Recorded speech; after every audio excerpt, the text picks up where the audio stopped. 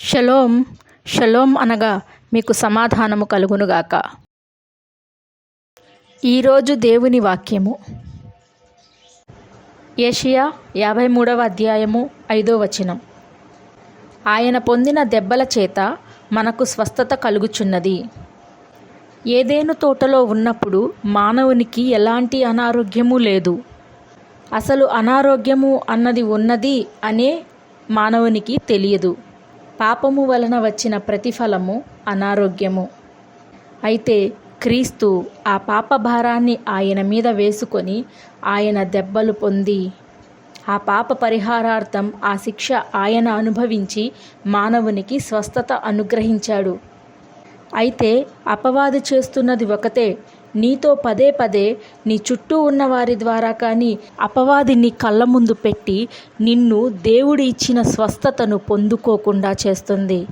నమ్మవద్దు. ఆయన నీ కొరకు 1 తక్కువ 40 కొరడా దెబ్బలు తిన్నాడు. అది వృధా కానివ్వకు. నీ కొరకు కార్చిన రక్తము వృధా కానివ్వకు. స్వస్థత నీకు అనుగ్రహింపబడింది. నమ్ము. నమ్మితే దేవుని మహిమను చూస్తావు. ఆయన అబద్ధమాడుటకు మనుష్యుడు కాదు. ఆది నుంచి అపవాది చేస్తున్న పని ఒక్కటే, దేవుని మాటను నువ్వు నమ్మకుండా చేయటం. మొదట్లో అది తగ్గనట్లే అనిపిస్తుంది, కానీ నమ్ము, నిలబడు. ఆయన తిన్న దెబ్బల ద్వారా స్వస్థత లభించింది. ఎప్పుడైతే ఆ నమ్మకాన్ని నువ్వు పట్టుకుంటావో, సడలని విశ్వాసాన్ని చూపిస్తావో, అపవాదికి అది ఖడ్గము. ఒకరోజు రానే వస్తుంది. ఆ రోజు నువ్వు పండుకొని నిద్ర లెగిచేసరికి ఆ అనారోగ్యం మాయమవుతుంది.